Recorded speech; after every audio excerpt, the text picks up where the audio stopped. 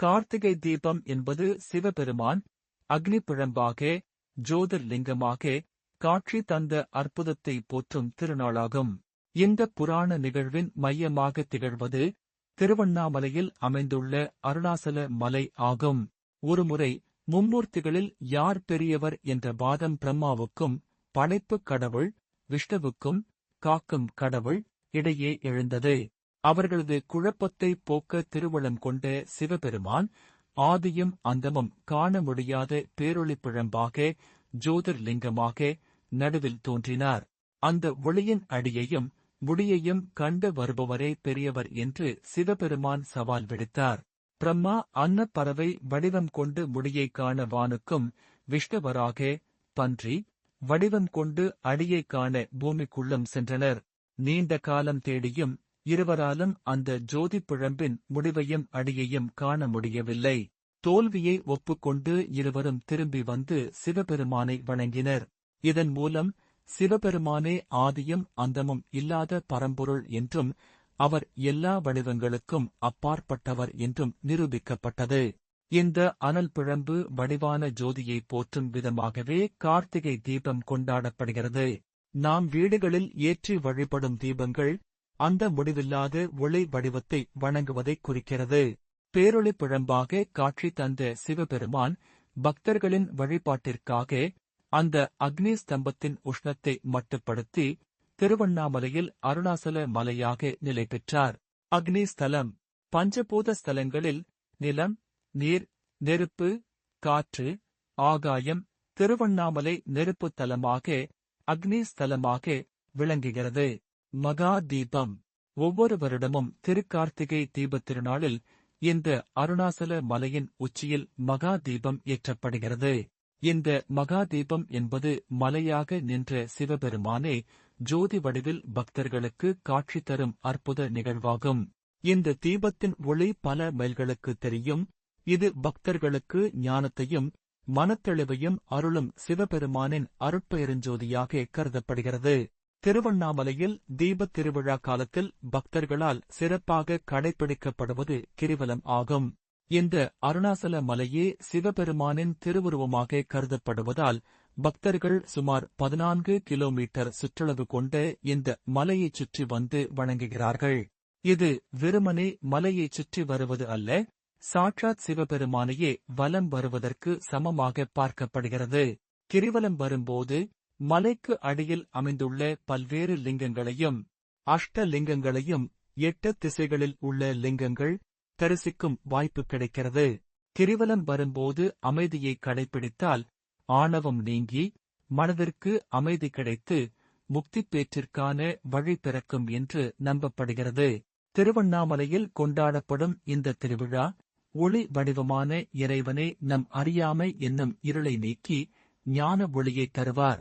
முருகப்பெருமானின் அவதாரமும் கார்த்திகை தீபத்தின் தொடர்பும் சிவபெருமானின் ஜோதி வடிவத்தை கொண்டாடும் அதே வேளையில் கார்த்திகை தீபத் திருநாள் முருகப்பெருமானின் அவதார சிறப்பை போற்றும் நாளாகவும் விளங்குகிறது. இந்த 2 நிகழ்வுகளும் நெருப்பிலிருந்தே தோன்றியதால் கார்த்திகை நட்சத்திரத்தில் கொண்டாடப்படுவது சிறப்பு. அசுரர்களின் அரசனான சூரபத்மனின் கொடுமைகளை தாங்க முடியாத தேவர்கள் சிவபெருமானிடம் முறையிட்டனர்.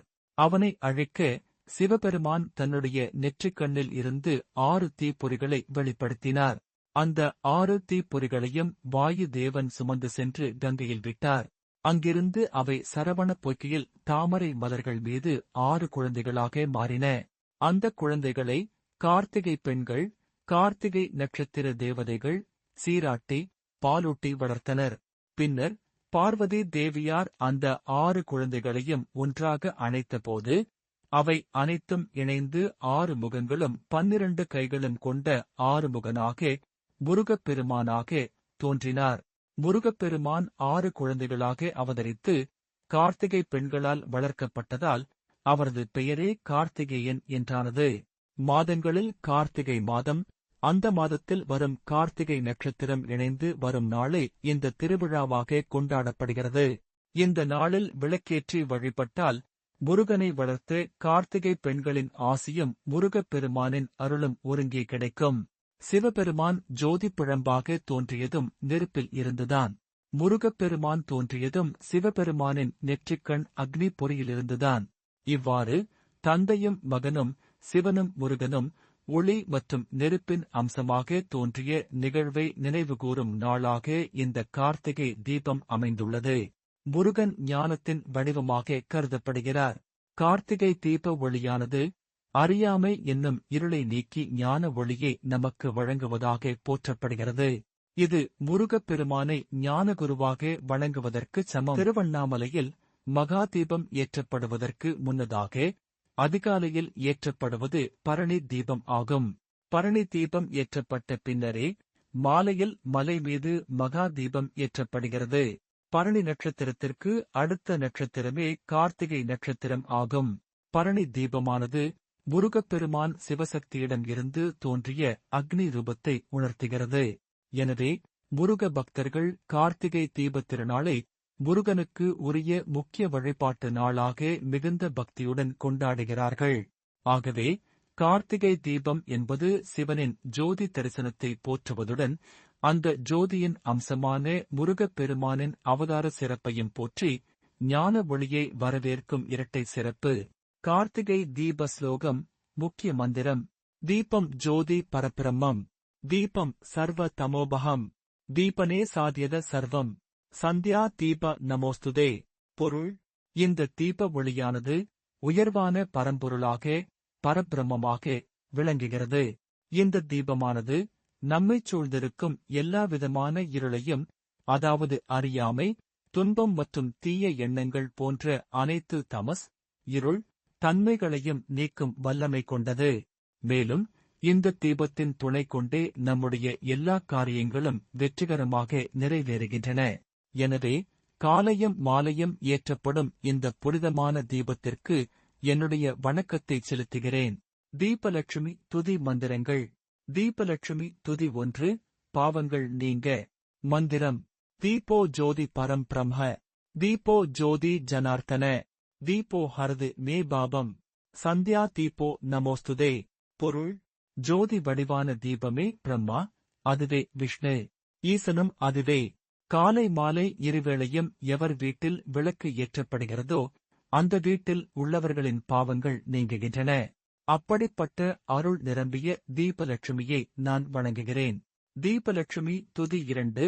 சுபம், ஆரோக்கியம், செல்வம் பெற. மந்திரம்: சுபம் கரோதி கல்யாணம், ஆரோக்கியம் தனசம்பத, சத்ரு புத்தி விநாசாய, தீபஜோதி நமோஸ்துதே. பொருள்: எல்லா சுபகாரியங்களும் தடையின்றி நடக்கவும், எதிரி பயம் விலகவும், உடல் நலம் சிறக்கவும், பொன் பொருள் சேரவும் அருள் புரியும் தீபலட்சுமியே, எங்கள் அறிவாற்றல் இருள் இன்றி பிரகாசிக்கவும் அருள் செய்யும் உன்னை துதிக்கிறேன். திருநாவுக்கரசரின் நமச்சிவாய பதிகம். திருநாவுக்கரசர் தனது பாடலில் நமசிவாய எனும் மந்திரமே எல்லா விளக்குகளை விடச் சிறந்தது என்று குறிப்பிட்டுள்ளார். மந்திரம்: இல்லக விளக்கது இருள் கெடுப்பது, சொல்லக விளக்கது சோதியுள்ளது, பல்லக விளக்கது பலருங் காண்பது, நல்லக விளக்கது நமச்சிவாயவே. பொருள்: இல்லத்தினுள் ஏற்றும் விளக்கானது இருளை ஒழித்து ஒளி கொடுப்பது. சொல்லினுள் உள்ள நல்ல கருத்தான விளக்கானது ஜோதி வடிவில் வழி கொடுப்பது. பல்லோரும் காணக்கூடிய வானக விளக்கானது காட்சியைக் கொடுப்பது. இந்த 3 விளக்குகளையும் விடச் சிறப்பான நமசிவாய எனும் மந்திர விளக்கே ஈசனை அடைய உதவுவது. எனவே நமசிவாய என்று நாளும் பொழுதும் ஓத வேண்டும். மந்திரம்: சுவர்ண விருத்திம் குருமே கிருஹே ஸ்ரீ, சுதானிய விருத்திம் குருமே கிருஹே ஸ்ரீ, கல்யாண விருத்திம் குருமே கிருஹே ஸ்ரீ, விபூதி விருத்திம் குருமே கிருஹே ஸ்ரீ. பொருள்: எவர் தினமும் தீபம் ஏற்றுகிறாரோ அவரது இல்லத்தில் பொன் பொருள் சேரும், தானியங்கள் குறைவிலாது பெருகும், எல்லா மங்கள காரியங்களும் தடை நீங்கி சிறப்பாக நடக்கும், சகல செல்வங்களும் சேரும், அவர் வீட்டில் திருமகள் மகாலட்சுமி நீங்காது இருப்பாள். தீபத்தின் ஒளியை தரிசிப்பதால் எல்லா உயிர்களின் பாவங்களும் நீங்கும் என்ற பலனைச் சொல்லும் ஸ்லோகம். மந்திரம்: பிறவி நீக்கும் ஸ்லோகம். கீடா பதங்கா மசகாச் சவ்ருக்ஷு ஜலே ஸ்தலே ஏ நிவசந்து ஜீவா திருஷ்ட்வா பிரதீபம் ந ச ஜன்ம பாஜோ பவந்தி நித்யம் ஸ்வசாஹி விப்ரா. பொருள்: நுண்ணுயிர்கள், புழுக்கள், கொசுக்கள், வண்டுகள், பூச்சிகள், விலங்குகள், பறவைகள், மரம், செடி கொடிகள் இவற்றோடு ஆகாயத்தில், பூமியில், நீரில் என எல்லா இடங்களிலும் உள்ள உயிர்கள் எவையானாலும் அவற்றின் எல்லா பாவங்களும் தீபஜோதியாகிய திருவிளக்கினை தரிசிப்பதால் நீங்கும். பல்வேறு பிறவிகளில் செய்த பாவங்களையும் நீக்கக்கூடிய ஜோதிலட்சுமியை வணங்குகிறேன். பிரகாசமான வாழ்வினை அவள் எனக்கு அளிக்கட்டும். திருவண்ணாமலையில் கொண்டாடப்படும் இந்த திருவிழா, ஒளி வடிவமான இறைவனே நம் அறியாமை என்னும் இருளை நீக்கி ஞான ஒளியை தருவார் என்பதை உலகுக்கு உணர்த்தும் மிக முக்கியமான ஆன்மீக நிகழ்வாகும். திருவண்ணாமலையில் கார்த்திகை தீப திருவிழா என்பது ஒரே நாள் நிகழ்வு அல்ல. இது கார்த்திகை பிரம்மோற்சவம் என்ற பெயரில் சுமார் 10 நாட்களுக்கு மேல் வெகு விமரிசையாக கொண்டாடப்படுகிறது. இந்த விழா கொடியேற்றம் நிகழ்வுடன் தொடங்கி 7ஆம் நாளில் மகாரதம், பெரிய தேரோட்டம் சிறப்பாக நடைபெறுகிறது. 9ஆம் நாளில் பிச்சாண்டவர் உற்சவம் உள்ளிட்ட பல்வேறு வாகனங்களில் சுவாமி வீதியுலா வருகிறார். திருவிழாவின் பிரதான நாளில் அதிகாலை சுமார் 4 மணி அளவில் கோவில் கருவறைக்கு உள்ளே பஞ்சமூர்த்திகளின் சந்நிதியில் பரணி தீபம் ஏற்றப்படுகிறது. இது மாலையில் ஏற்றப்படும் மகா தீபத்திற்கான மூல ஜோதியாக கருதப்படுகிறது. அதே நாளில் மாலை சுமார் 6 மணி அளவில் கோவில் வளாகத்தில் அர்த்தநாரீஸ்வரர் காட்சி தந்த பின் அண்ணாமலையார் மலையின் உச்சியில் மிக பிரம்மாண்டமான மகா தீபம் ஏற்றப்படும். இந்த தீபம் பல நாட்களுக்கு தொடர்ந்து எரியும். இந்த நாட்களில் பக்தர்கள் மலையைச் சுற்றி வந்து கிரிவலம் வருகிறார்கள். மலையே சிவனின் சொரூபமாக இருப்பதால் கிரிவலம் வருவது சிவபெருமானையே வலம் வருவதாகவும், நினைத்த உடனேயே முக்தியை தருவதாகவும் நம்பப்படுகிறது. இந்த பிரம்மோற்சவம் மற்றும் மகா தீப தரிசனம் ஆகியவை உலகம் முழுவதிலும் பக்தர்களால் போற்றப்படும் திருவிழா.